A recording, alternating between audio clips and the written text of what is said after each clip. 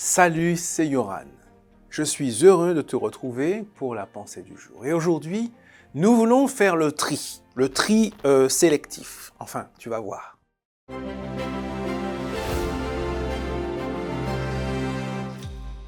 La pensée du jour se trouve dans Luc chapitre 10, versets 41 et 42. Le Seigneur lui répondit, « Marthe, Marthe, tu t'inquiètes et tu t'agites pour beaucoup de choses. Une seule est nécessaire. Marie a choisi la bonne part, qui ne lui sera pas point ôtée. » Dans la vie de tous les jours, on côtoie en permanence des choses importantes et des choses secondaires. Je veux dire que dans la vie de tous les jours, l'essentiel côtoie sans cesse le superficiel. Exemple, quel est l'essentiel? La vie, la famille, le conjoint, les enfants, la santé. Et le superficiel, alors le superficiel, c'est quoi? Voilà, la montre, les vêtements, chaussures, loisirs, etc. Toutes sortes d'objets qui nous entourent. Et parfois, dans ce côtoiement journalier, permanent, il peut t'arriver de te tromper de priorité.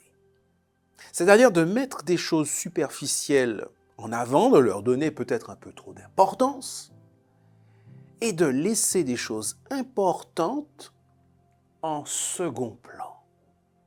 On peut se tromper de priorité, surtout quand on doit jongler tous les jours entre ces différents éléments.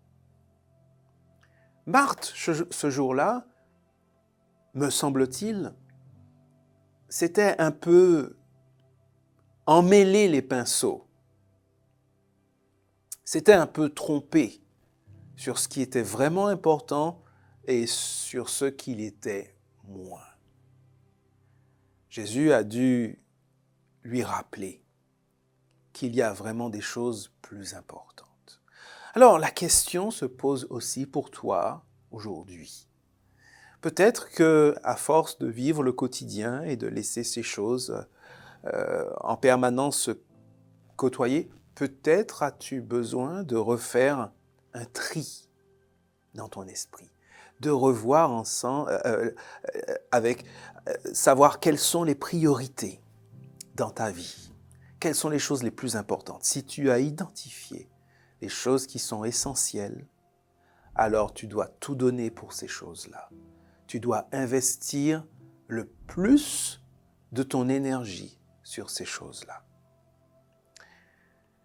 Que le Seigneur t'inspire, qu'il t'aide à faire ce tri salutaire.